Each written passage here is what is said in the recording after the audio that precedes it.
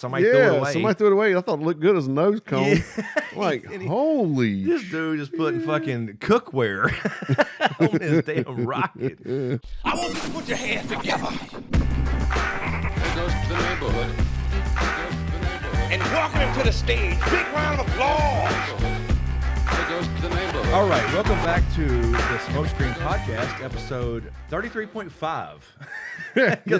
No shit. Because we've already tried this once tonight. 34.5. Oh, I'm sorry. 34. We're on 34? Yep. Damn. We're flying. I know, man. So, yes, we tried to do this once already. Let's just get it out there. But we want to make sure you guys on YouTube have video. So, here we go. We're starting it all over. That was fun. But, yes. By the way, I'm your co-host, Robert Lazar. And I am E.T. the extra testicle. That was great. Oh, shit, dude. Oh, shit. And today's podcast is brought to you by the United States Space Force. So, as you can see, like we said before, this is a theme. We're talking about UFOs because there's been this uptick again, like we mentioned the first time, where the government, Air Force, specifically Navy, has now released more footage. We just saw an article like 2 hours ago on CNN, like 2 hours ago. Yeah. Joe Rogan, of course, talked about with Bob Lazar about a year ago. We talked about Bob Lazar probably about a year ago, close to it. Yeah. It's been a while. Did a podcast on it. And we wanted to revisit it because there's some little wave of stuff going on. Joe Rogan just had somebody else on, Tim from Timcast. I forgot his last name. They spent probably 2 hours of the podcast talking about UFOs and all that good stuff. And I guess with the current release of all these, declassified footage, there's something going on again. Like There is. I was thinking, I was saying, I think that's how this works. It has our whole life, something, either it'll be a movie, an event. Yes. Something will happen and UFOs will be a big topic and then it'll go away. Because, Independence Day comes out, you talk about it for a month, and then people forget about it until there's another light that shows up in Arizona. That's right. Or New Mexico. That's exactly right. Oh, I forgot. Yes. The T-shirt again. Yes. The second time we showed it off, I don't have mine yet. I'm jelly.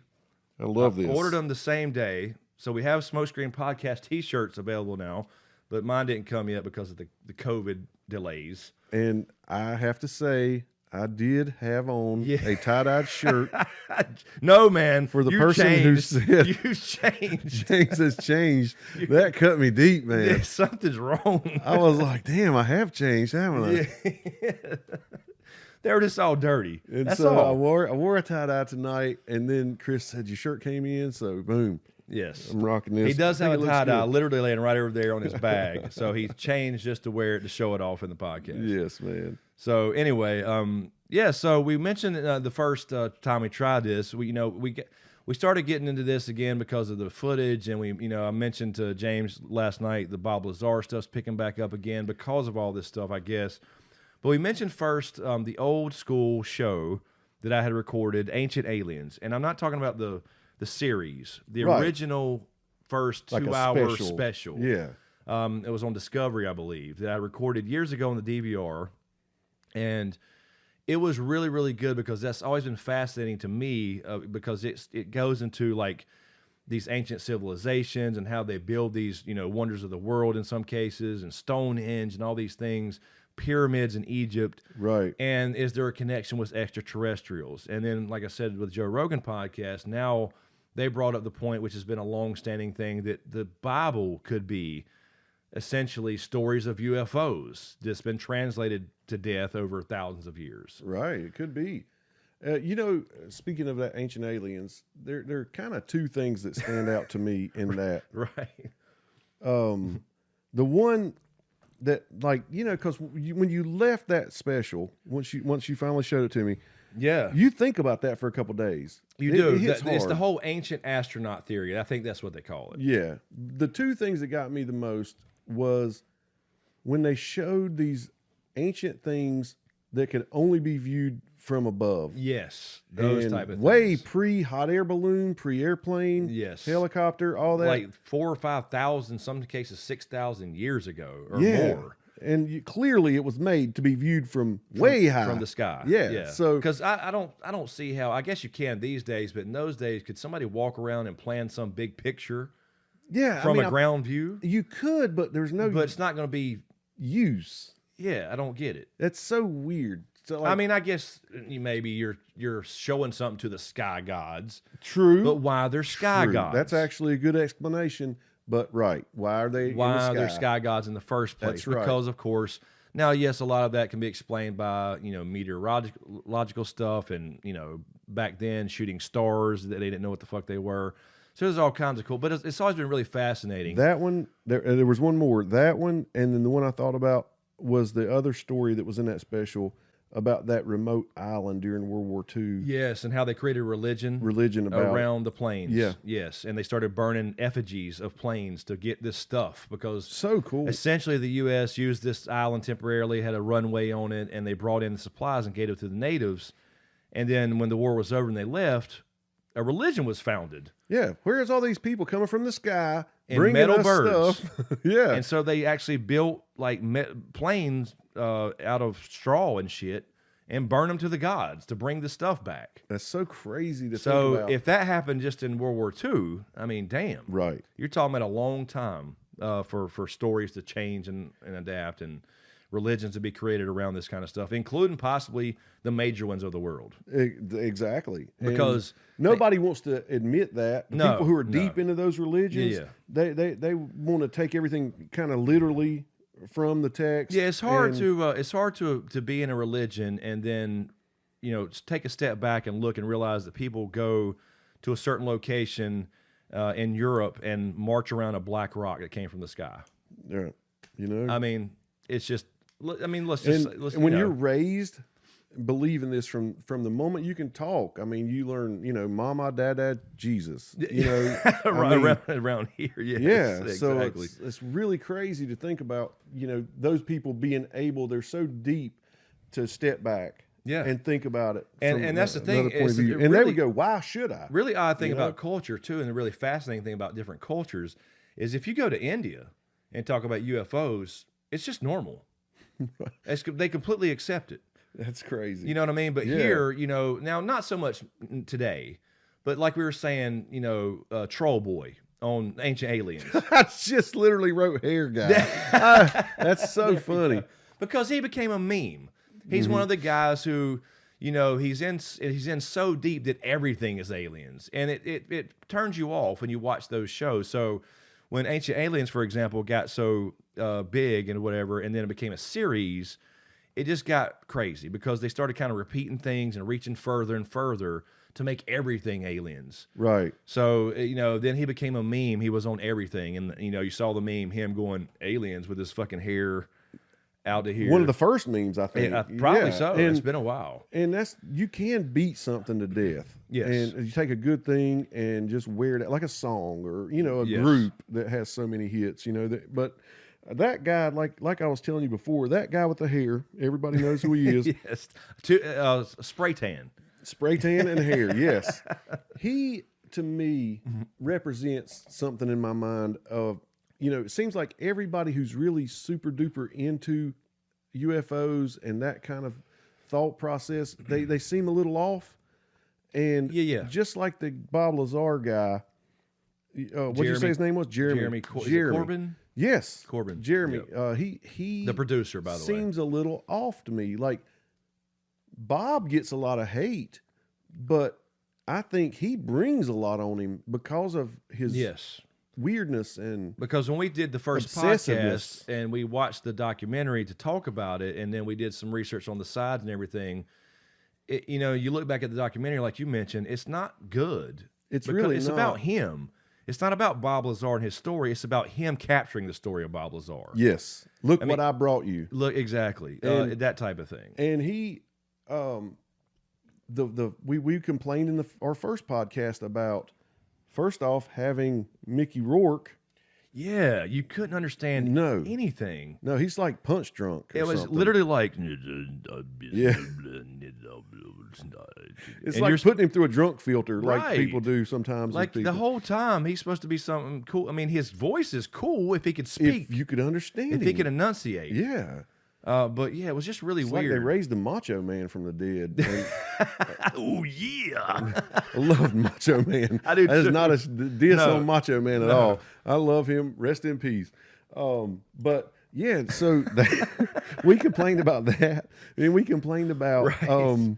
the shot where they kept going back to the shot where the guy recorded in this big indoor pool room. Yeah, the newscaster who initially broke the story. And the acoustics and everything in there was horrible Yeah, for why are you recording. filming in a pool? Right. Like so we know, weird. like I'm an amateur We videographer. I'm a full time, I guess technically professional YouTuber. And one of the first things I learned is you don't film in a room with nothing on the walls. Yeah, that sounded so I mean, horrible. Oh, by the way, just speaking of nothing on the walls, I know we're getting bare in here. Yeah, we are. I'm moving. For anybody that didn't know this, we mentioned it last week, but in 2 weeks I'm moving, and we're gonna have a studio. So we're gonna slowly start transitioning to a You'll see some permanent big changes. studio. So like the first couple weeks, we may not have everything done, Right. But we're gonna have a table and cameras on different angles. So we're working towards that. It's happening soon. It's really. So I'm super excited. it's So we actually got the happening. shelves are empty back here. The house is a fucking mess. You can't see it all, but we still pulled out everything back in the living room. Or But- James did actually. I'm Right, getting out of so the shower. He's in there dragging shit around. Riddick's trying to jump in the shower at him, saying, "James is here." I know he did. He busted through the door. But I wanted to say too, like I mentioned in the first attempt, that we got a lot of comments about, I think, just people not fully listening. And we said in the Bob Lazar thing, we said in other things, and talking about this stuff, we both believe that absolutely. First of all, I know by the numbers there is other life. Right. And there's no doubt in my mind there's other sentient life just by sheer possibility. And you mentioned this earlier, and I think it's a good point. And it was actually brought up on Joe Rogan when that Tim guy was like, why would they want to study us? If they can travel light speed and bend space-time and blah, blah, blah. Well, look at us. I don't like the argument because we study grasshoppers. Yes. And At all aspects of their life. everything. cycle. There's people who literally are studying, pick any particular insect or piece of grass or a plant, and their whole life's dedicated to it. Yeah. So if you have an extraterrestrial race that's advanced as far as propulsion, Yeah. coming by the Milky Way, and they happen to, pick up on our radio signals or whatever, Yep. they're going to be interested. I mean, you would think, Yeah. they're going to be interested at least to like check on us. Like, well, they're getting there. Yeah, potentially, I guess they may stop at a lot of different planets and, look for resources, or is it, Or you just know, science, yeah, studying, could watching, be. observers. And so I believe that, like we think they're here very often or whatever, but I think that maybe in their time, their how would you say it? Their perception of time, it's not that often because they're able to Right. go interdimensional and things like, so they come, they check on us, and then they come back, and it could be They 100 come back a years, or week it later seemed and it's like, 1,000 years here in or some something shit. like I mean, that. you just don't It's know. a trip, man, and I could just see that they go, okay, yeah, let's let this one stew a little bit, and then come back to it later. They come back, and like you said, now we got radio waves, and then they come back because they hear some big booms going on, and they're like, Right. wait a Oh, second, these They guys, figured out the atom. they figured out how And to you know, split this the goes atom. into a lot of movies, and the reason those movies are there because people have these ideas. Mm-hmm. If you look at Stargate, one of my favorite movies of all time, by the way, Stargate, watch the original, not the series, fuck the series, the original Stargate movie. What's really cool about it is it fits into the ancient alien shit like we talked about on, the ancient alien show, Mm-hmm. the ancient astronaut theory, because it explains ancient Egypt and all that stuff. It's a really cool movie. But he said that, the alien said that in the thing that y'all figured out the atom. Okay, And that was one of the reasons the Stargate was a place where they could come to Earth. got you. So it's, sci-fi comes from something. It does. And I personally believe that that UFOs are not just unidentified flying objects that are like top secret military things, or another country in our airspace, and they have something that we're not familiar with. I believe that we have been visited by either other species, life forms, intelligent, or ourselves from the future. Yeah, and that's another great point. And it was that movie I was telling you about. We'll look into. I think it's The Spear. I read the book years ago, like years and years ago. And then there was a movie, and I want to say that was it, but maybe something else I'm mixing up. But that's another common theory, and it holds water. I mean, why not? Yeah, right. Because I don't know. I told you I don't remember the name of it, but that one movie with what's his name? All right. Matthew McConaughey. Yes. Interstellar. Yes. I think that is awesome, man. Yes. That one can get your gears turned in your brain that hadn't turned in a while. That's since, right. Like, It's kind of a mind fuck. He's back in the past telling his daughter how to figure out the code and behind the bookshelf, but it's an interdimensional thing. Yes. It's really trippy and cool. Trip, man. And that deals with time. Yes, manipulating time, space time, and all that stuff.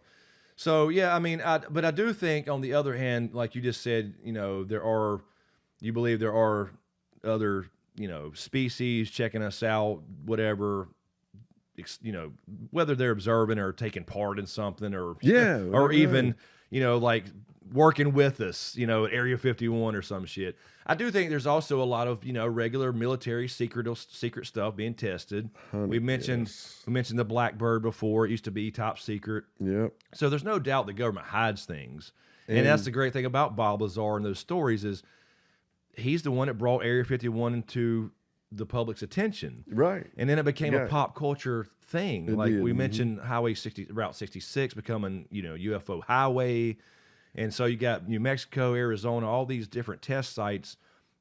That's another thing. Kids today, they don't, Area 51, it seems like it doesn't mean as much to them because they grew up with it always being there, and somebody's going, oh, that's bullshit, or oh, that's where all this crazy shit's happening. Yes. And but for us, it was sprung on us when we were young. It's like, oh shit, they're hiding shit out there. They are doing something out there. And again, I will say, like I said, told you, I think some things obviously have to be kept secret when you're talking about military technology. I mean, that's just the way it is. And I was telling you about this new series on Netflix called Hangar One. Yes. And it shows, like, I told you I had to turn away pretty quick, but just because it's just trying too hard, and I think I'm going to go back and give it another chance. But I think it shows Truman shaking hands with an alien, right? You know what I mean? Yeah.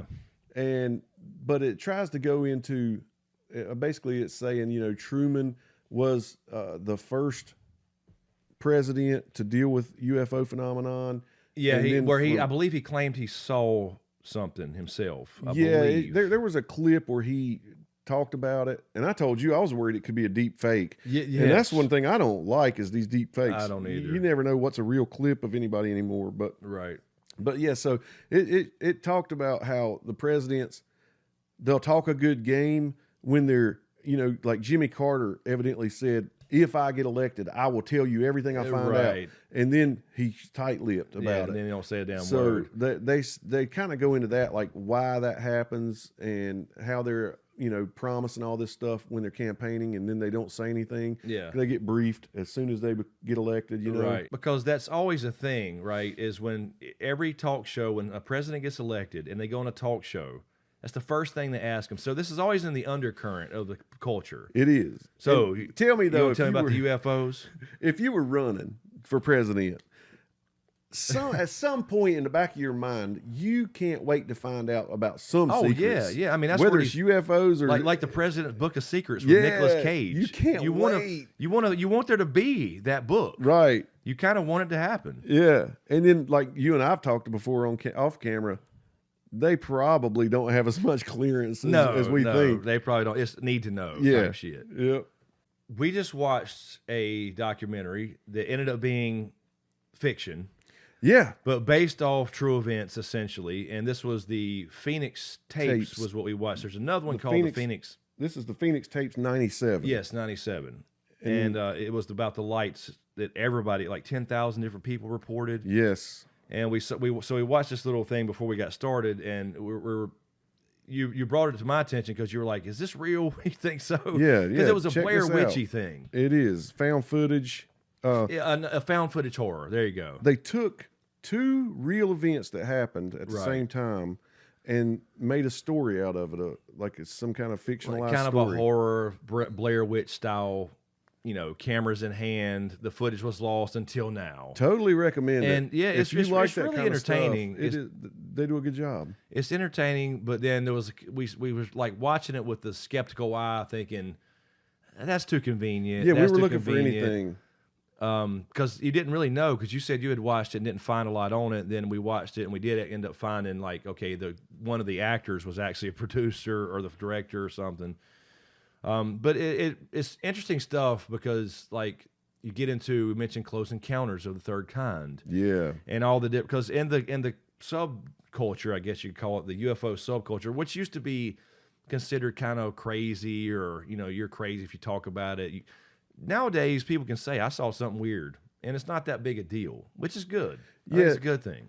Tell me, it's kind of weird. The UFO thing is weird. Okay, people see lights in the sky that they don't really know what it is all the time, but I think we live in a world where if a Star Wars fan says they saw a light in the sky, you don't take it with as much weight if a corn farmer Right. says he Yes. saw something weird. Yes. You think this guy, he wants to see a light so bad that you don't even believe him. Because and he could because see he the- owns a fucking fake lightsaber. and he could possibly see the fucking sighting of all time. Right. But you wouldn't buy it You from wouldn't him. buy it because he's a Star Wars dude, Yeah, or a it's- Star Trek dude, or It's whatever. a trip, man. That's what it was. It was First Contact. First It was contact. First Contact, Star Trek, the First Contact. What we were talking about, why some advanced race would visit us or even care. Yeah. Because to us, we're essentially, again, it's a lot of assuming, because we don't know. No. We don't know how these creatures would act, think, look, whatever. But we're assuming based off the technology to be able to get here. That's something That's you can what go you've from. got to try to think about. Right. So the idea is that in Star Trek First Contact, the idea was that they didn't care. The Vulcans were coming by Earth and knew we were here, but they didn't care. Wasn't advanced enough for them. But they saw Zephyr Cochrane launch the first rocket first hyperdrive. Right, that's right. So he went out and he just did a launch and went around the moon and came back or whatever. And that I got guess their longer than that, attention. and that caught their attention. So they went off course and came down, and that was the first meeting. This was the movie you just showed me since I lived here. Remember, I'd never seen it before. Yeah. So when they were doing the whole Moby Dick theme. Exactly. Yeah. So that reminded me. That's what I was trying to say earlier. What I was missing when you said something about, because I don't buy that argument that they just wouldn't care, like we mentioned before. Yeah, I don't either. And plus, if you think about what it would take to get here, we still are thinking in our terms of fuel Yes. and yes. technology. And they literally, that's one good thing Bob did bring up was, hey, they're using a different fuel. All of our right. fuel sources and combustion and all this, they're not doing that. And so I think that is the right train of thought. Whether he's right or wrong, I think the right train of thought is they deal with time differently, and they deal with distance and, fuel and things. I mean, if you can bend space time, it's not even distance anymore. That's right. But at the same time, what's odd about it is he went with the whole element 115, which is still solid in his words, even though they haven't found the stable isotope, but apparently it will be solid if they could do it. Yes, it will So be. it's still a solid rocket Right. fuel, essentially, that Yep. somehow creates. Yeah, right now with us, anytime we've done anything with 115, it's done. It's like poof. Yeah, you know? exactly. And- Milliseconds. Yes, but they they're far advanced from us, and they have some kind a way for him to steal some. Yeah, right, exactly. A way for him to carry some away. Yeah, because that was one of the big criticisms. You literally couldn't carry it away. Right. I mean, you'd have nothing to make a solid. Yeah. And its radioactive half-life, you'd probably die. Exactly. So, I mean, again, I will give him credit. He does not say a lot about, he can. It would be like me describing how a car works. right. I can describe how it works, but I couldn't build one or fucking know exactly what each part is doing and everything. So I'll give him credit. You know that this liquid goes in, exactly, and then some things blow up inside, and pistons move up and down. Cause this to turn, which then they gear it down and cause that axle to turn. Right. All this to go. You know what I mean? I can tell you about it, but I could never begin to build one or tear one apart and rebuild it. And I mean, now don't get me wrong. I think if I cared enough and I got enough manuals, I could come close. I could make one putt down the road probably. Right. At least crank. Yeah, at least crank. You could probably build a motor. But yeah, I mean, there are people out there who know it well enough that they could like take a milling machine and make every part to a car. Fabricate it from scratch. Exactly. So, like that's one thing I'll give him credit for. And I think that's smart if he's making everything up, is not to go too deep. Yeah, I mean, he's got to be vague about it. Got to be. And that was the other big thing about when we did the first podcast, and a lot of comments were like, what's his, motivation? And they even say that on the Joe Rogan podcast, he has no motivation. He repeated that the other day, actually. This guy has no motivation. Well, he does. I mean, let's be real about it. It's just not, it's intellectually dishonest to say he doesn't have motivation. When you're selling Bob Lazar tapes, the Lazar tapes back in the day where there were ads in the paper, and you're selling a model, people forget about the model, the UFO model that he got a piece of every one sold, that he basically described this flying saucer, and then they picked it up and made a model of it. Was it the testes? And we don't know how much he made off of these tapes. No, because hell, I could have bought the tapes, copied them, and distributed them to a million friends. Right. He might not have made a lot. But one thing I'll say is, I think you and I hit it on the head the other night. Yes. I think Bob got goaded because he had actually came from working in this certain area that it was top secret. He got shit canned or something, started talking to somebody who was buddies with a dude that worked for the fucking TV station. Right. And they blew it up in a time when you couldn't be fact checked. Right. So now you talk a lot more when people can't check your facts. But now that Google came along, it's tough. So again, I'm not saying I'm discrediting, but I'm saying he's been consistent. Chris and I have agreed with that. He's definitely been consistent with his story, but he's way more tight-lipped and not doing these convention halls where he does speaking engagements and stuff like he did back before somebody could pick up a phone and go, hold on a second. Yeah, let me check this professor out, or let me check this out, or Element 115, or whatever. The story kind of grew bigger than him. I think he did it for a little publicity or to get some attention to something that he wanted to get attention to. Right, and I think he was goaded along by his own buddies who were out there, UFO guys from the get-go already, and I think he got pushed into something a little bit, at least fabricating some things.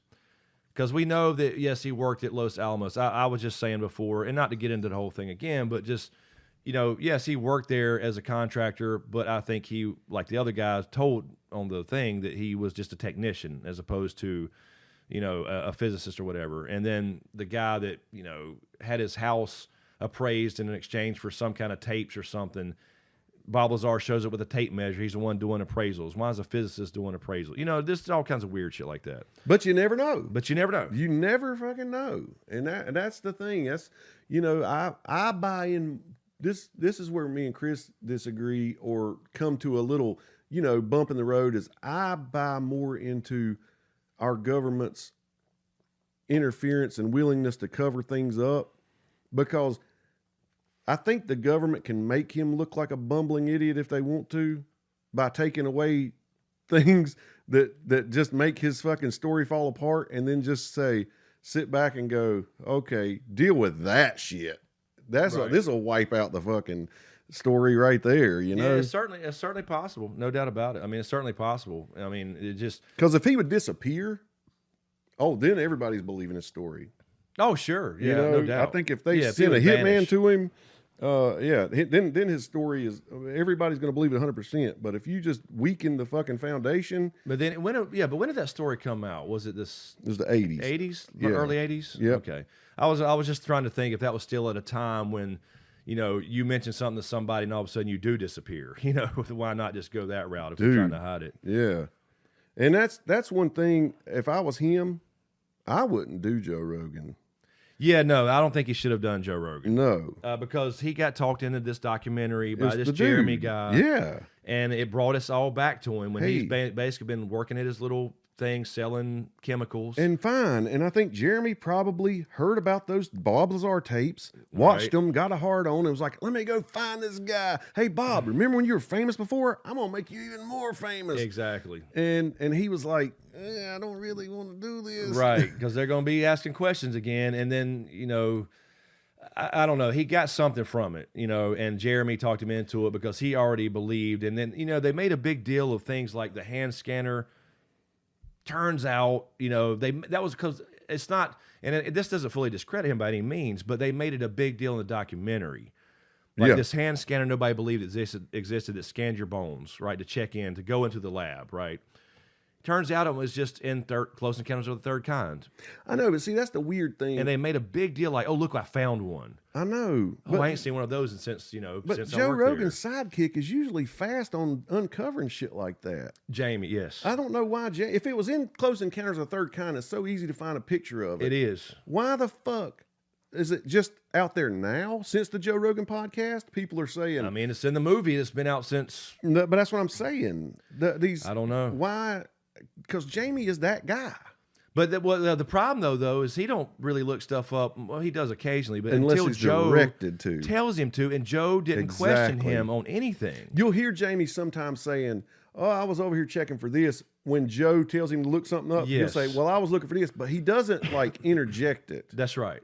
And So and he that's- could have been sitting there going, That's what bothered me about that podcast. I think we mentioned the first podcast we did on Bob Lazar, and specifically, was certain people he gets on there, because that's what we love about the Joe Rogan podcast. It can be anybody, and they'll talk about anything, and that's kind of what we replicate here in some way. We try, We have yeah. a general topic, but we can go wherever. every time. And there's usually like some kind of psychological thing behind things that we like to get into. Exactly. But he doesn't question him. He just literally listens to everything and sucks it in, and it's all true in his head. Why? I wonder why that is. So next time you have Neil deGrasse Tyson on, why would you not ask him about things that he mentioned about Element 115 and stuff like that? He don't. That's weird because I thought the same thing when he had Bernie on. Yeah, absolutely. I was like, Joe, you have your finger on the pulse of what's going on. You know the questions that people want you to ask him. Yes. but and he you didn't. won't. So there's certain people he'll grill the shit out of. Right. And I guess it's how much weed or what kind of weed he's smoking that I'm day. telling you, that's what. Yeah, that's the thing. That's one thing that's turning me off lately because I love the podcast, but I'm just getting tired of the same old comedians being on there, and that's it. That's what it's turned into. Yep. But then occasionally you'll have to see, well, he's going to be on there, she's going to be on there. I want to check that one out. But he just don't. It's like certain people, especially at some certain status, Yep. he will not question. Yeah, his comedian friends, it's like he's almost trying to recreate the Rat Pack. Yes. With Dean Martin and Yeah, exactly. them Frank But Sinatra. he was just one of those because you've seen all the. I personally, you're a bigger podcast guy than I am. I've watched every podcast when there's a physicist on there because I just love science shit. Basically, any kind of physicist, whether it's well, there's been a shit ton. Obviously, Neil deGrasse Tyson's been on there 2 or 3 times. The last time was pretty bad, but those people talk a certain way and they get in so deep, and he asks questions constantly. But he comes on there and says something like, "Yeah, it creates this anti-gravity field where it bends space-time." Yeah. And he's like, "Oh, cool." Yeah, that's, that's right. Yep. It was never like, "Wait a minute, how did you see that moving around?" But you said over here that you didn't know how it worked. Well, but yet one Bobby thing- knows how to move it. on that one, you had Idiot Boy over there. Oh, yes, Jeremy. Jeremy. Yes, It'd be yes. like, Well, he really doesn't want to talk about that, or He had a or how it- migraine. yeah, he's got a migraine. He had a migraine. Yep. Yeah, and so I think that would have been, I agree, a totally different thing if you would just bring on the man who's got the story and leave the Jeremy fucker out of it. Because Joe can still promote your documentary. Absolutely. He can say, look, you can check out his full story and the details here. It's going to air at this time, whatever. But Jeremy's like almost like his lawyer, like, don't really get into that, Bob. Kind of nudge type I'll of tell thing. you something weird, man. This is a way off subject, but it's about Joe. I mean, that's not that far off. But I found something the other day. You know how we both like to watch TED Talks every now and again? All right. Well, Joe had a guy on there pretty recently that was a black guy who had talked Klansmen out of the Klan. Yeah. I watched, yes, I've seen interviews with him, and I watched that whole podcast. Okay, Yes. let me tell you something weird about that. That TED Talk is where I found him. Yeah. I watched that TED Talk. Yep. All right, if you watch that TED Talk and then you watch the Joe Rogan Right. podcast, it's like Joe would ask him a question, but his response is literally the TED Talk. It's like they almost got behind the scenes and said, let me get on here and make it look like an interview, but I'm just going to repeat this whole fucking Yeah, TED he Talk. basically told his whole story again. That Yeah. he said in the TED Talk, a little more detail, I guess, about the conversations when he first met these people. It's really fascinating story. It is fascinating, but that just got me as like, what is happening? Because Joe likes to act like they just hit record and go. But I don't know. That one felt just odd to me after I went back and watched the TED Talk that had happened prior to that interview. I mean, I get, kind of for people that may not know him or whatever, because he's a musician and that's his main thing. This is kind of became his life of, going to these rallies and turning people to the, getting people out of these hate groups. And it's a fascinating story, but yeah, it's like, I get, you got to kind of repeat it a little bit. Yeah, but it seemed like it would just flow different. Yeah, if right. Joe was actually asking questions. But he does, I don't know. It is. He's definitely choosy on but the thing is, he admits that kind of stuff. Like, I want to believe this is true. So think he that's knows where that it kind of lies. stuff, like, confirmation bias, whatever. He wants to believe there's this crazy shit going on with aliens. But when Bob Lazar's on there, you don't grill somebody like you would somebody that you feel more powerful than or something. I don't know. It's really odd. If Eddie Bravo was on there, Joe would beat him all to hell. Yeah, absolutely. You've seen their arguments. He would talk to him about confirmation bias. Exactly. That's so weird. Because there were all the moon landing arguments and flat Earth and all that stuff they talked about, and they just go at each other. Yeah, And I get he's his buddy, but still. But you would think though, if Joe believes that stuff that bad about you really need to think about this stuff, then he would do that with Bob. Right.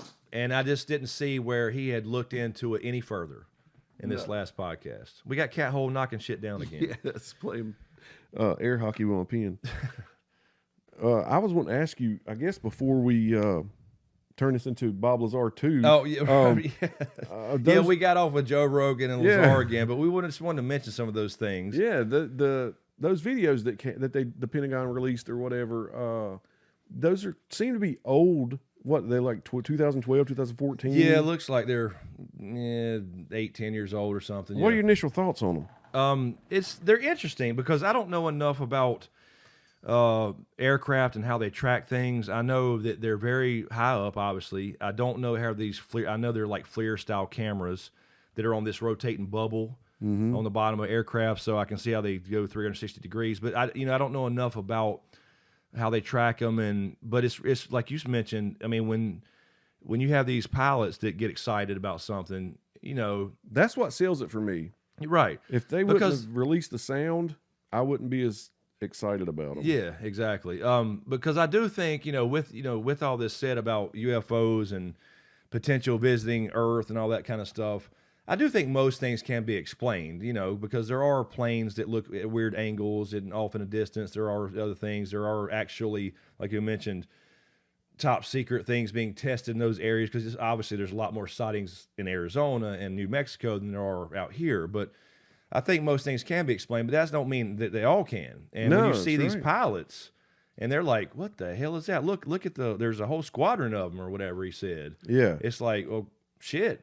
But then you got to ask yourself because if you buy that the government covers up things, Exactly. what are they doing?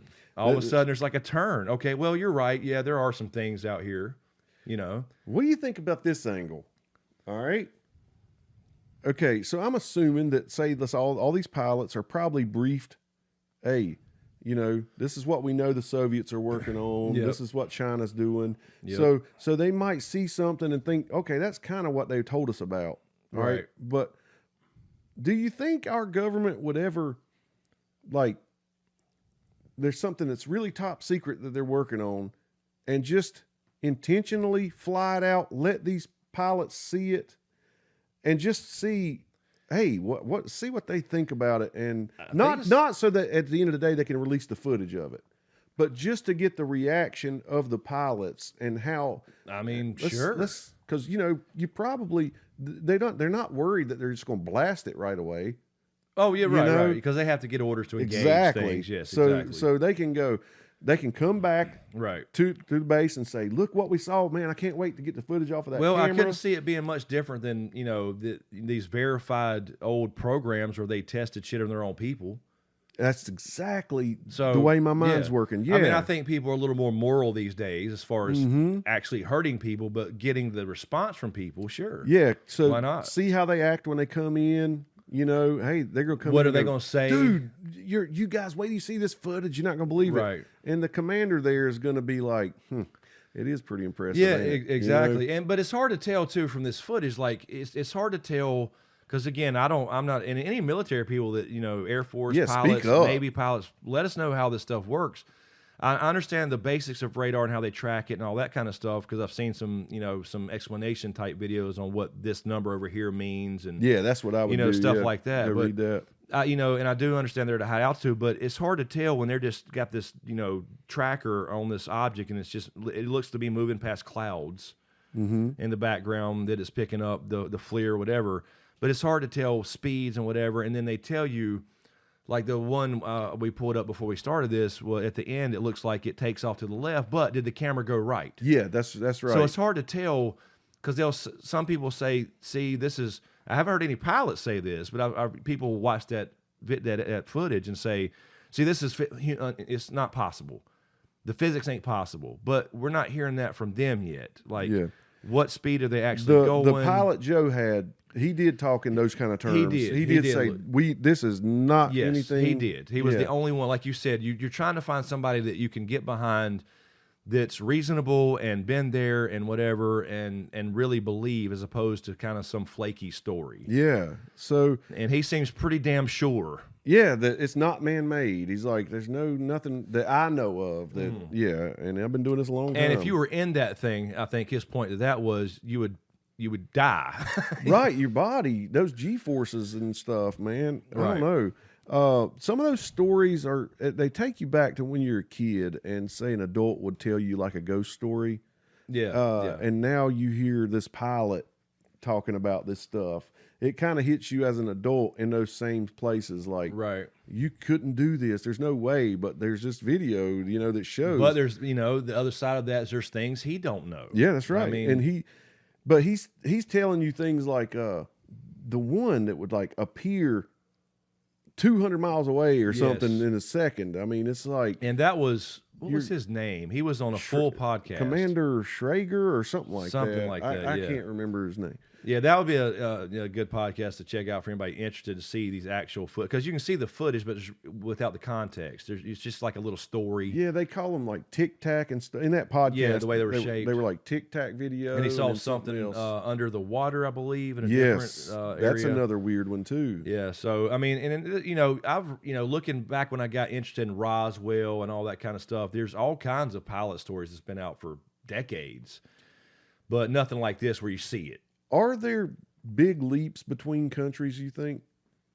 You mean technology-wise? Yeah, do you think there's ever like a fucking huge leap that's so impressive like I've always thought, and me and you, I think I've talked about this before. Because didn't cars and stuff like that come almost about, you know, somebody's got the edge for a little bit, but then it's back and forth. Yeah, kinda. but I've always said as far as technology-wise, I've always said I believe that the U.S. at least is probably 20 to 30, maybe 40 years always ahead somewhere. It in a seems lab. that, In a lab. because it seems to be like, because we were talking about, me and you, and I think our generation is fairly unique. We came from the analog age into the digital age and saw it happen. Mm-hmm. And it happened so fast. I mean, literally just 100-something years ago, cars were invented. Yeah, man. Yeah. My great-grandmother Airplanes. was born in 1897. Yeah, that's nuts, man. I mean, she's died now years and years ago, but I'm Right. just saying, I knew somebody Yeah. that was born in 1897. Yeah. Think about that for a second. And then we went so and before fast. she so, died, Yeah. she became accustomed to seeing things flying in the sky. and cars. Yeah. From horse and buggy To to the airplanes. occasional automobile, and then more and more, and then Mm-hmm. it became a normal thing. So and it's very similar to us. We're going from analog, and then we did get like video games, but there were 8-bit, 4-bit video games on one stick and a button. Yeah. To having You used to have to leave your house to go play them. yes, And then all of a sudden it came into your house. came into your house, and then you had to go to the library, and now you just pick up your phone, and in 10 seconds you know anything you ever wanted to know in history. Yeah. It's crazy. And a lot of those things, as far as other countries, being more advanced than us, they talk about, like, after World War II, how we got a lot of the German and Russian or the German scientists. Yeah. Right. Us and Russia kind of split them up or Yeah. whatever. And so that they were really big on rocket propulsion. I think Yes. that was their big thing. And, I believe that other countries can do some pretty amazing things. Obviously, don't get me wrong, I do. But what I'm wondering is, could they do something that would that big of a freaking leap that our pilots would be like, oh my God, dude, check that out. Exactly.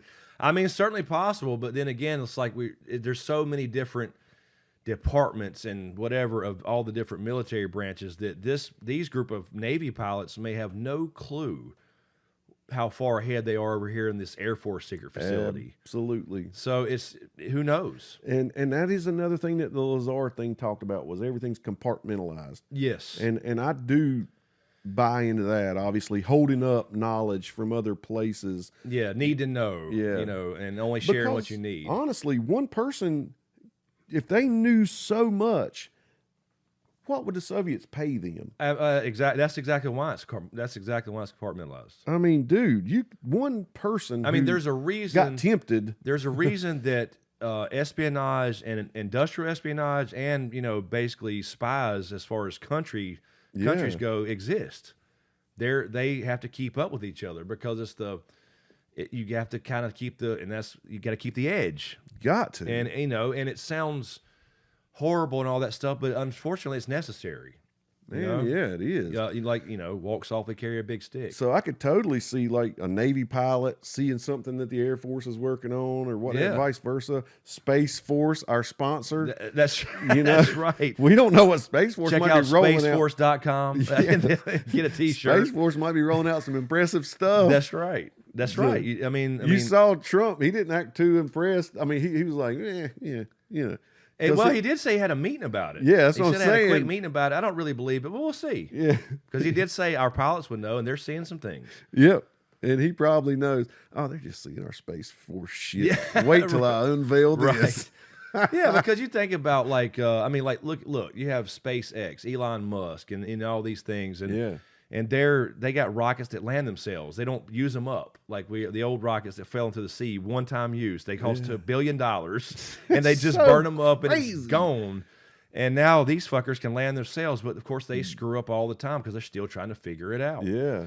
So we lived through the space shuttle age too. Yes, that was a big We quit thing. wasting those rockets there. That's right. That's right. The space shuttle was a big thing because you got to reuse it. It could land like a plane. That was so cool. And it was a big difference What from... about, sorry, our buddy the Rocket Man. Steam-powered dude. Steam-powered Rocket Man, R.I.P. Yeah, R.I.P. Another flat earther. I don't remember his name, but rest in peace, buddy. Flat earther who was sending himself to the ionosphere to prove the Earth was flat, or at least see. On a steam-powered rocket, and then something else was supposed to, something that came out. It was going to take him higher. That's right. And That's whatever. right. I forgot about that. And we watched that whole documentary called Rocket Man. It's really entertaining on Netflix, I believe. I think it is. Netflix, I believe. He died last month, I think a month or two ago. Yeah, well, that's terrible. And the video's out. And you can watch the when video. I watched the video, I was just like heartbroken because we kind of became attached to this guy. Yeah, he's we kind acknowledged of the size of he's his kind nads. he's kind of the Joe Exotic of the flat Earth community. He was. I mean, he was that dude. He was, out there, and the even the hair and everything. Yeah, man. But he was, when you watched that video, you were like, oh shit, because his parachute literally got pulled off. One of them got pulled off as soon as he left the ground, and you're like, shit, dude. But you're actually right by comparing him to Joe Exotic. Yeah, They both kind of had this need for fame. Yep. To feel like they've done something he with was, their life. Daredevil. He did stunts before that, like Yeah. Evil Knievel-esque, type thing, and then he took it to another level by kind of attaching himself to the flat Earth movement. Yep. And that's what I'm always saying about that. Elon Musk, just invite these people up. Yeah, I love Just that. I thought that was a please. good idea. Invite the. I mean, the guy would be alive today, right? honestly. Exactly. Because he would have accepted the offer. I think he would have. I don't think that like Mark Sargent, like I mentioned before. No, he can't. He can't. Right. Because he can't. He knows what he's going to find out. Rocket Man was like, if I come back and it's round, I'm going to tell you it's round. Right. So yeah, that Mark would've been- Sargent couldn't do that. Instead of letting people go out here, I mean, they have the right to have fun. If they're adventure seekers and they are adrenaline junkies, that's go for it. Yeah. But at least send them an invite. Take them, get the next time you launch people into the space station, take one of them. Yeah. Bring their own cameras. They go through the training. The problem is with that community is if they come back and say, well, it's round and it spins. You are paid. You're a government shield now. That's true. You can't win. That's true. They can't win. I'm going to tell you, if I ever go up high enough to see if it's round or not, I'm going to be in something that those pilots are like, wow, did you see that? Yeah, I'm not going to be in right. something where they're like, holy shit, is that a steam rocket? Exactly, a steam rocket that you literally pull a valve and you can't undo it. That was scary. That would have your heart beating, wouldn't it? When that guy had to run up and get him out of there. And, get him out of there, and he ran up and luckily it didn't go off, or it had a slow enough leak to relieve the pressure. He's like, this is a bomb. He's sitting on a bomb. He literally right is now. sitting on a bomb. I mean, it's crazy. But the things that people will do, that shows you this is one guy out in the desert with some ingenuity and a passion. Yeah. And he built several rockets. One had and like survived a couple of hot them. water heater on the front of it. Or something.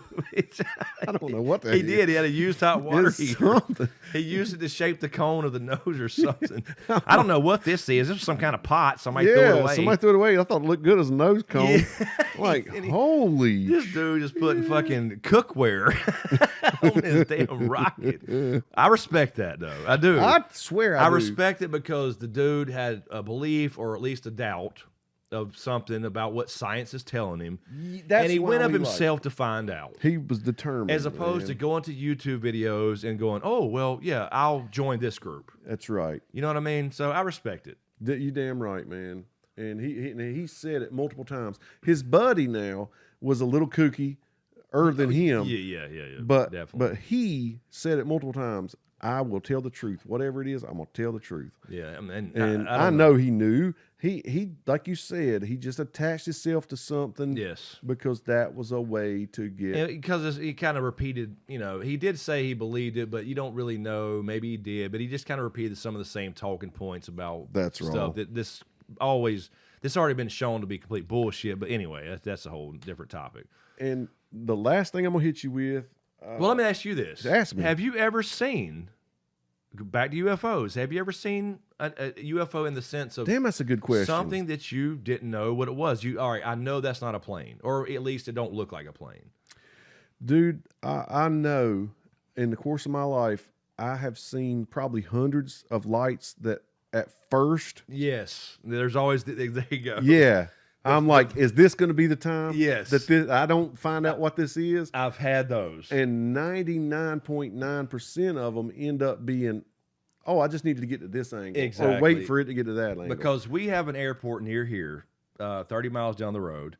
And so I see planes coming all the time, but there's certain angles Yep. that it's like, wait a minute. You get conditioned to see certain types of lights. yeah, and when blinking. you see There's always a something that's tail light brighter blinking or two blinking on the wings. you get and conditioned to yeah, that. and then when you don't see that and you see a solid one thing, it's like, what is that? And then, you know, a few minutes later, oh shit. Yeah. It was coming towards me at some weird angle. Or you're driving Yes. and it's a light on top of a water tower, but it's like Yes. foggy or something, Right. and you can't see it off in the distance. You just see the So light.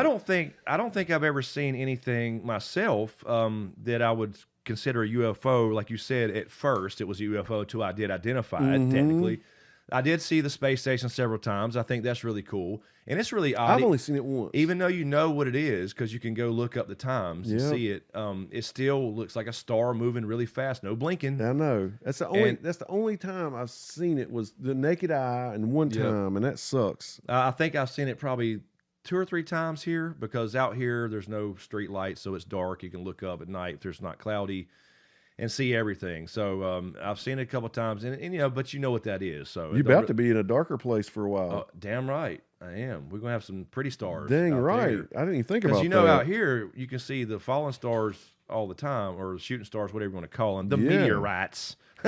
You know what Now, I'm saying? I've seen 2 gigantic fireballs. I have seen fireballs. The one, this is actually a funny story. Chris and I have a friend. I don't want to blast him too much. A mutual friend who has been abducted multiple times by aliens. Oh Lord, we do. And I happened to be with him outside. This Oh, is in the no. late 90s. This just reinforces it, man. I know what you're going to. And we're standing there, and he's telling me about this book. He has a book, kind of like Rain Man had that book, like Squeezed and Pulled and Hurt My Neck, 1988. Yeah, right. The Charlie Babbitt Serious Offense book or whatever. So he had a book of strange events, and he would document it. If he woke up from a weird dream, he would document it. Yes. So he was telling me and showing me this book, and all of a sudden he goes, "What the hell is that?" and pointed behind me. I just pictured him doing that. I turned around, and there was a giant green fireball going all the way across the sky. Yes. And it turns out it was seen in like 13 states. Yeah. But I had to be with him when it happened. Of course. And It reinforces when his. he pointed and said that, and we were in the middle of talking about that shit, oh my God. Scared the hell out of me. But other than that, you know, that wasn't a flying, I mean, that was just a fireball. I didn't think it was a ship or anything. Right. Yeah. And I've seen a few of those too. They're damn spectacular. They really are. All right. Let me ask you a crazy, crazy story. I mean, question. All right. No. Do you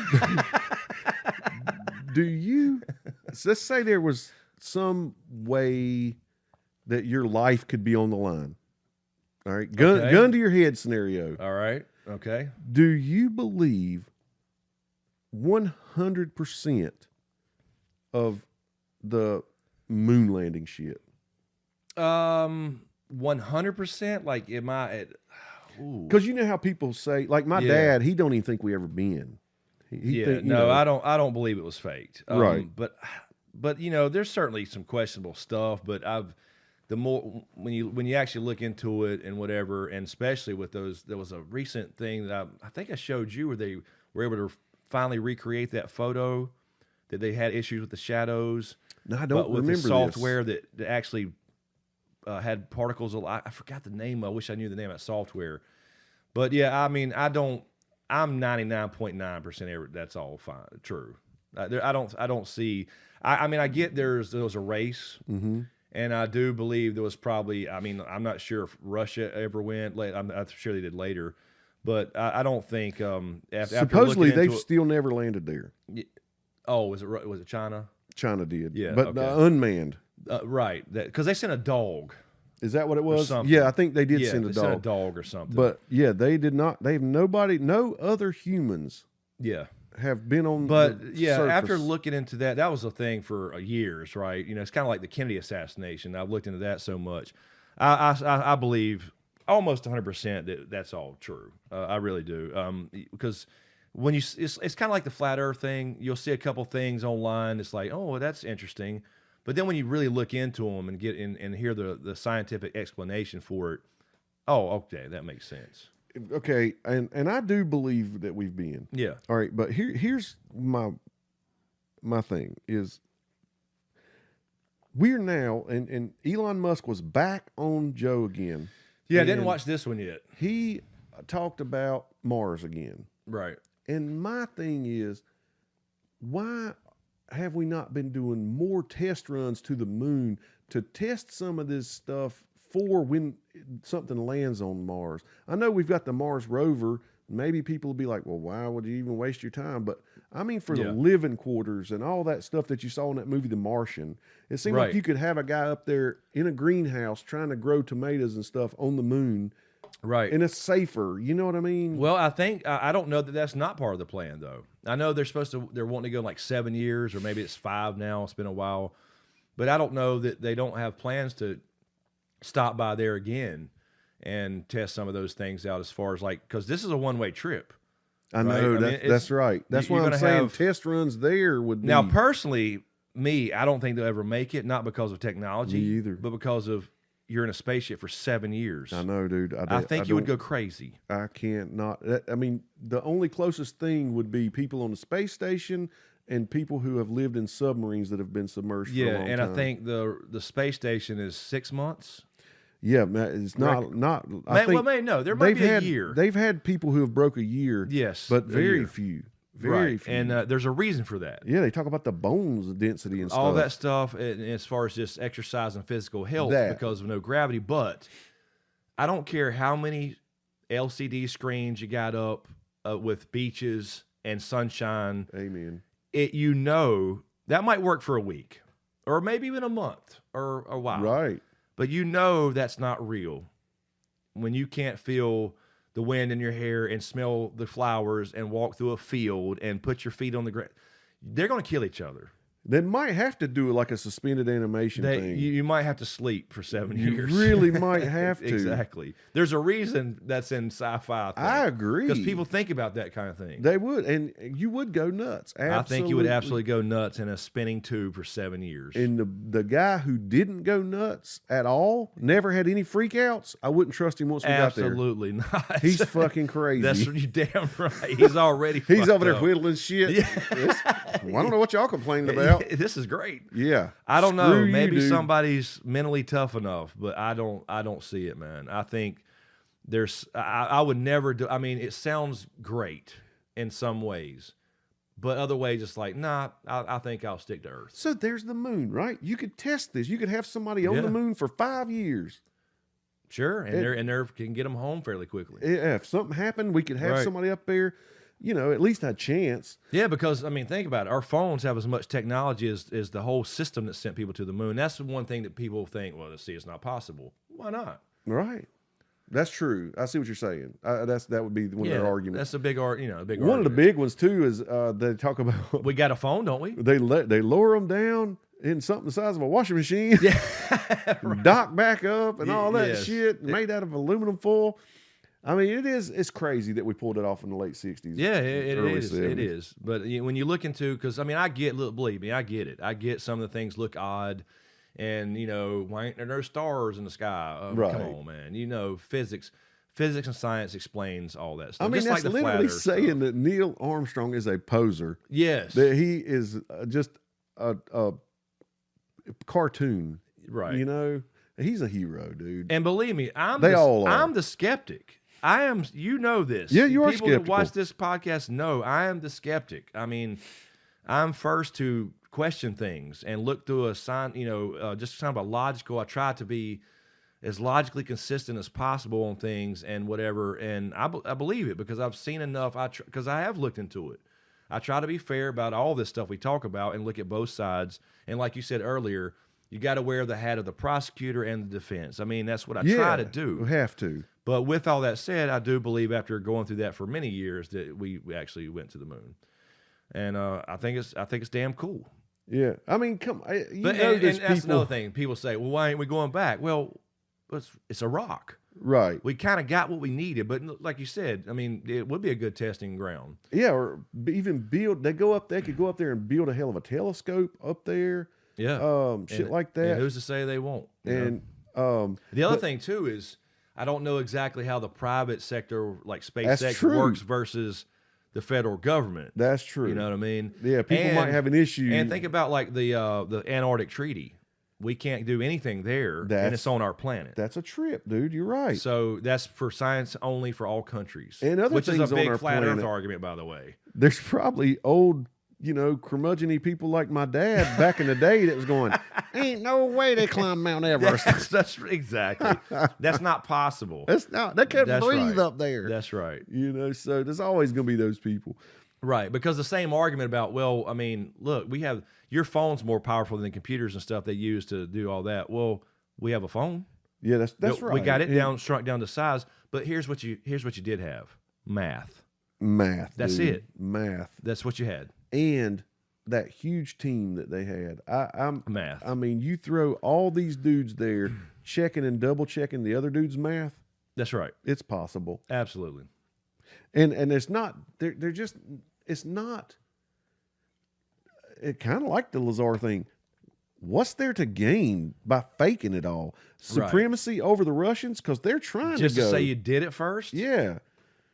Somebody's going to check for your feet print. I mean, I get that to a degree. Like, we want to be the first to do this. There's a pride thing there, whatever. but hollow pride, Yeah, that's weird. Man. It's hollow, exactly, because it's exactly what it would be. They would know it the whole time and somebody would eventually say it's all bullshit. Yeah. And the only people are saying it's all bullshit are conspiracy theorists online. That's basically all it is. And look, I don't want to I'm not beating up on those people. I think it's necessary. It is necessary.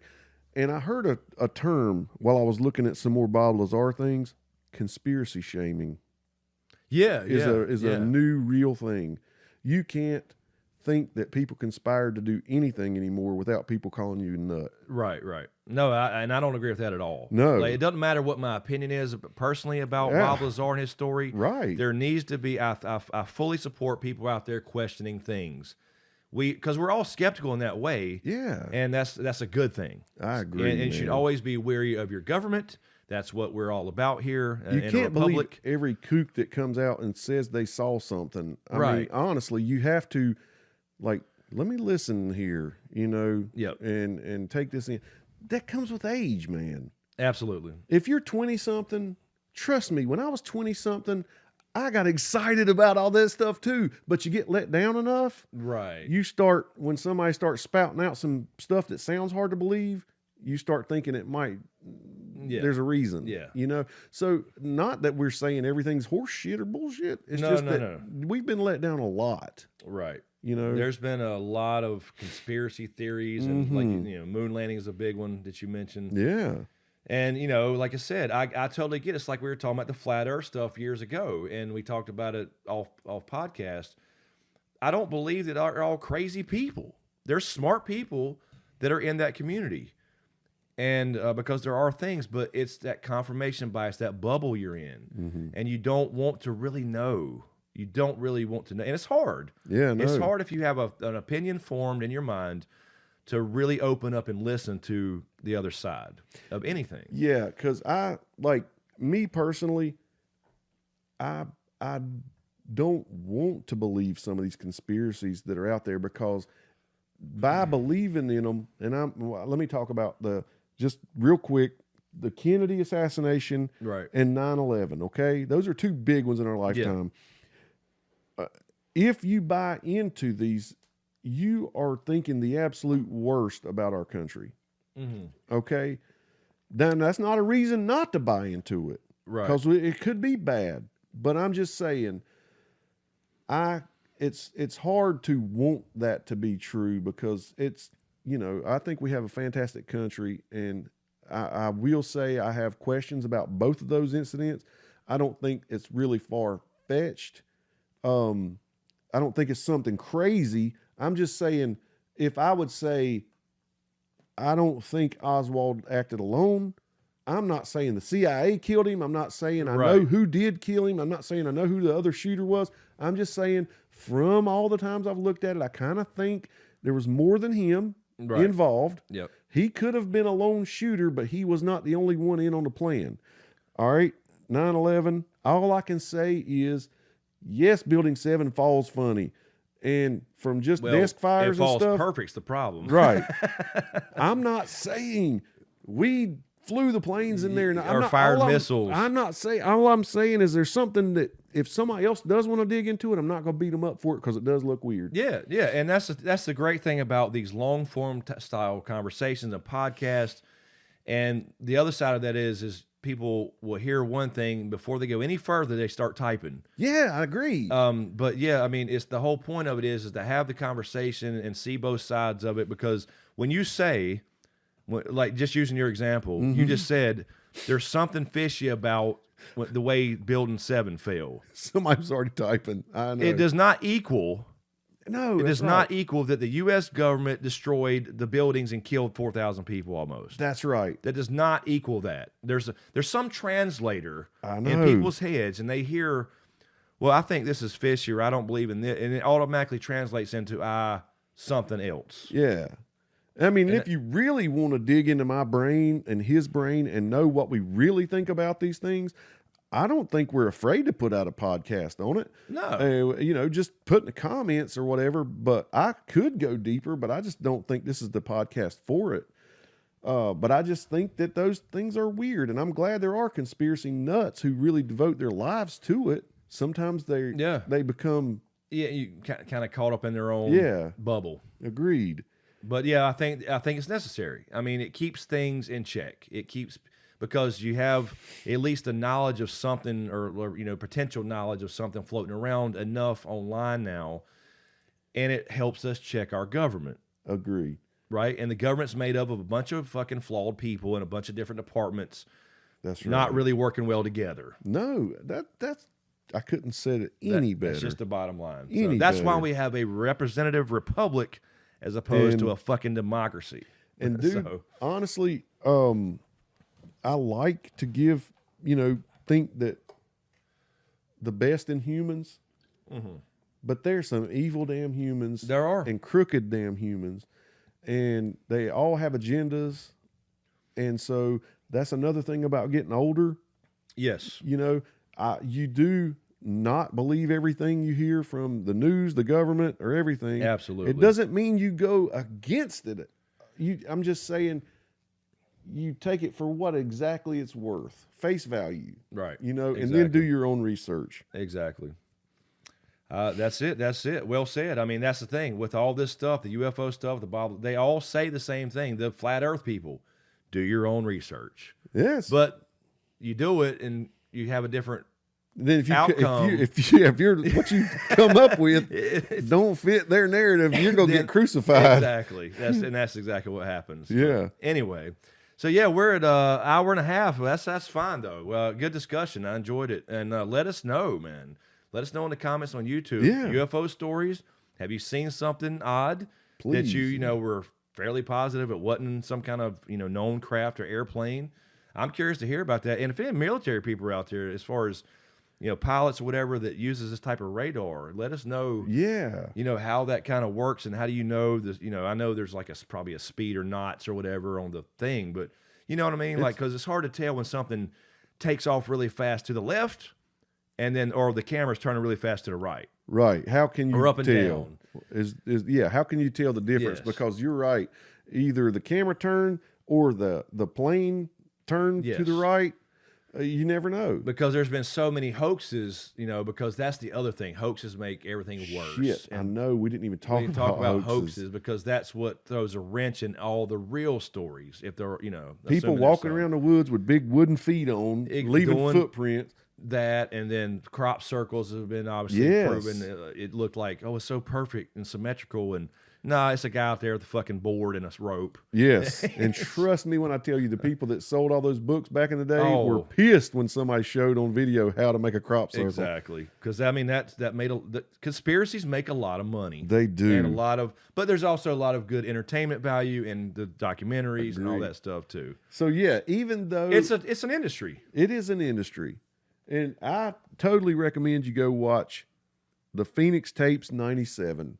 Yes. If you got about an hour and 20 minutes to burn, because it was based on a real event, 2 real events, but they made a cool and they kind of made thing a about it. Blair Witch style thing. Really And, cool. Yeah, it's interesting, and see if you could spot what we spotted. Yeah, going into it, watching through the whole thing? What would because it's hard to imagine how you would react in a situation like that. It is. But it was just too many perfect little coincidences. In 97, you try to take your Right. your mind back to 1997. Yes. And how could they possibly film that without showing like modern things? Right. Well, we've kind of figured that out too.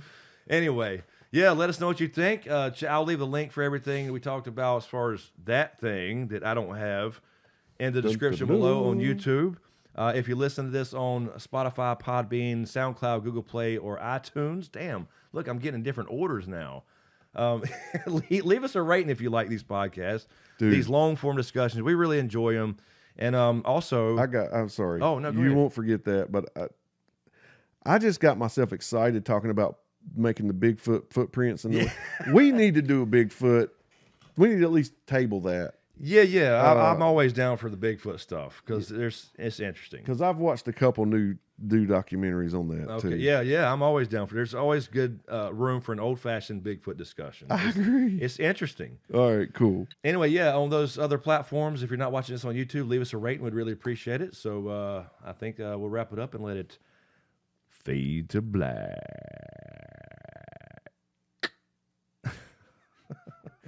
That thing covered my face on the last one.